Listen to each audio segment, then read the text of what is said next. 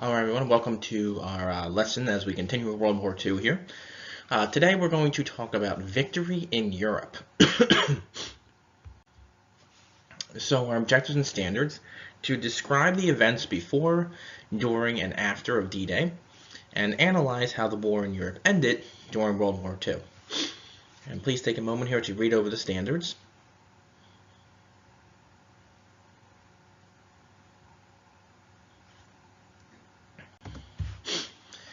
So our desired result, again, think about this as we're going to the lesson because this kind of ties to your question at the end there. But how did the war in Europe come to an end?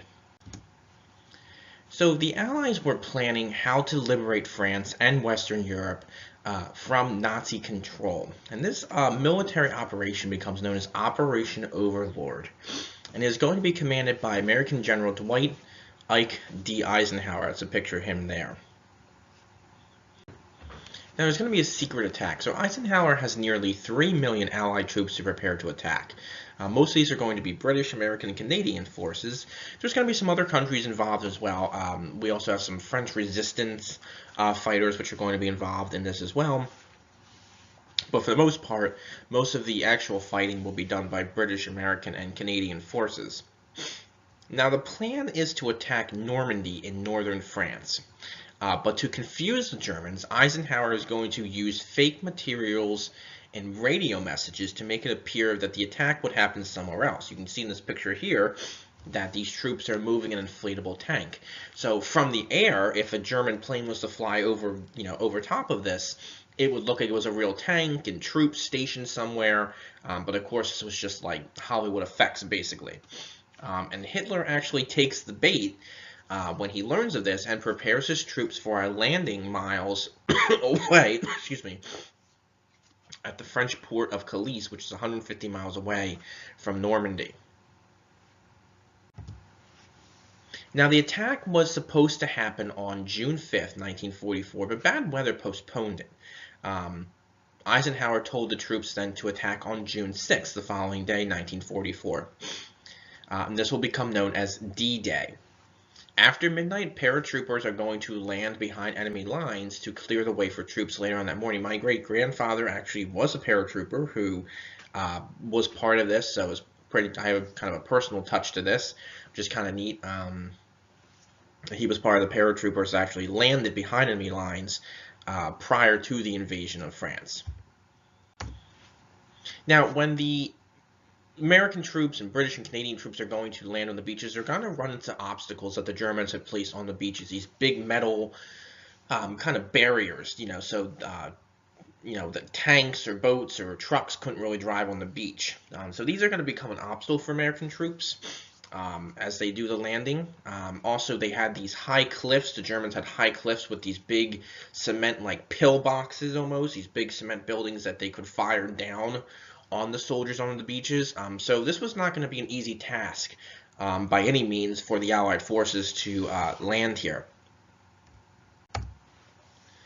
Either way, thousands of Allied troops are going to land on the beaches in northern France. It is the largest land, sea, air operation military in history because we used airplanes, we used boats, and we used obviously foot soldiers and tanks and things like that. So it's the most massive military kind of engagement in history.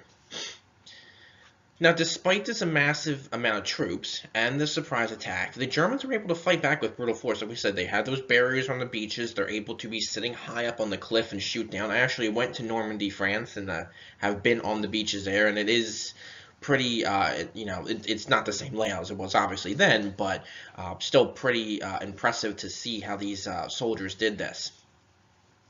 Now, fighting will be fierce, and many lives will be taken on both sides, but the attack is a success. The Allies are able to push the Germans back, and they're able to capture the beaches, and they're able to push further into France. So here's some pictures here. On the left-hand side, you'll see this is obviously part of the operation with the boats, the airplanes, the troops, the tanks.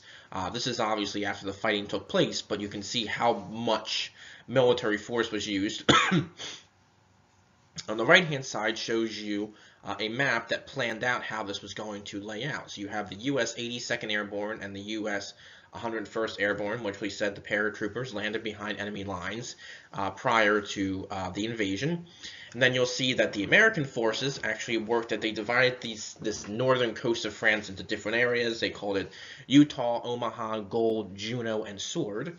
The Americans landed at Utah and Omaha Beach, Omaha being one of the more famous spots of the fighting.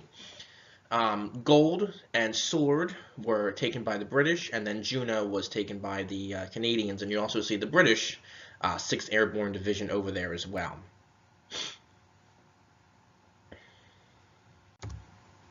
So moving forward in France, so the Allies landed 1 million troops in France following D-Day.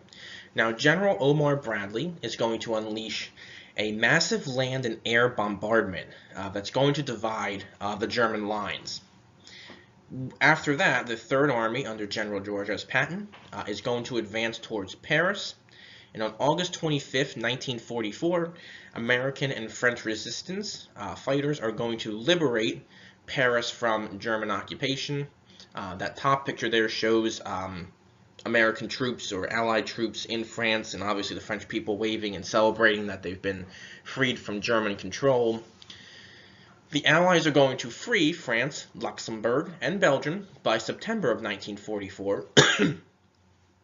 And the good news overseas is going to help re-elect President Roosevelt to an unprecedented 4th term in November of 1944. That poster there says register and vote Democratic. Roosevelt and Truman, Harry S. Truman, will be Roosevelt's vice president for lasting peace and security for all. So Roosevelt will become elected to a 4th term as president in November of 1944. Now, Hitler is obviously not going to take this too well.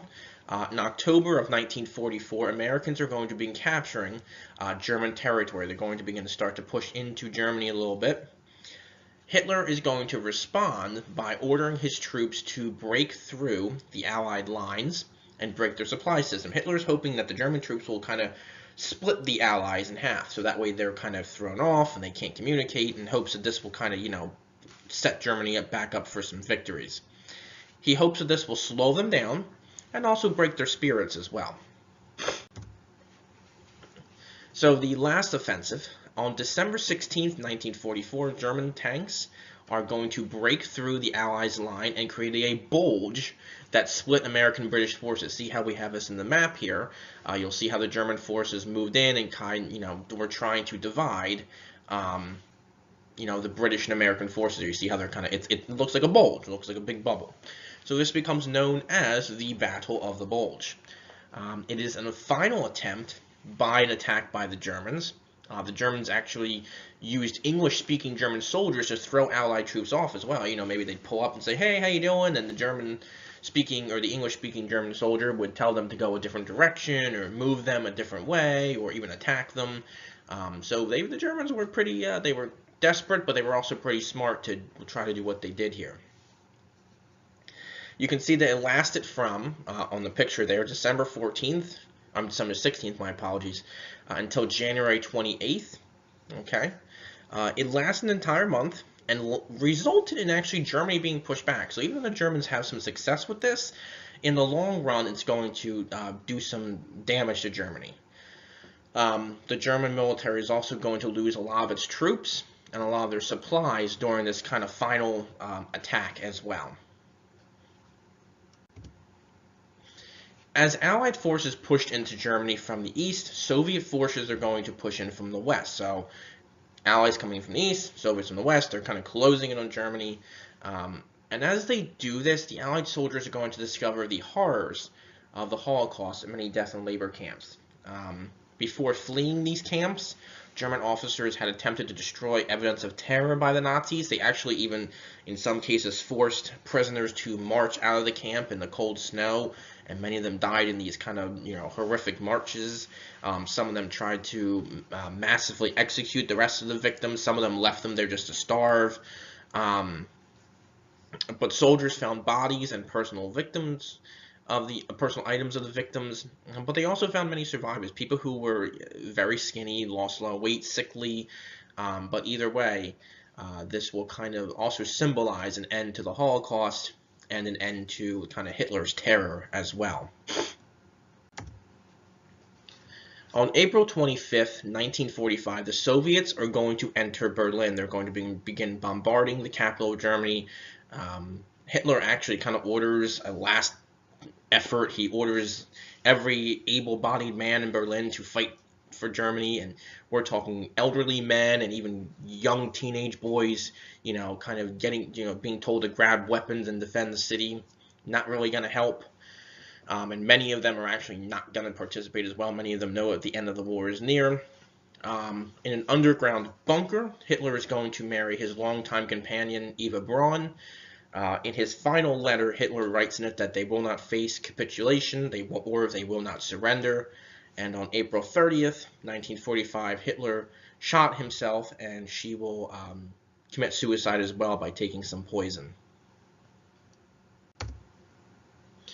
A week later, Germany is going to surrender to General Dwight D. Eisenhower, and VE Day, or Victory in Europe Day, was celebrated on May 8th, 1945.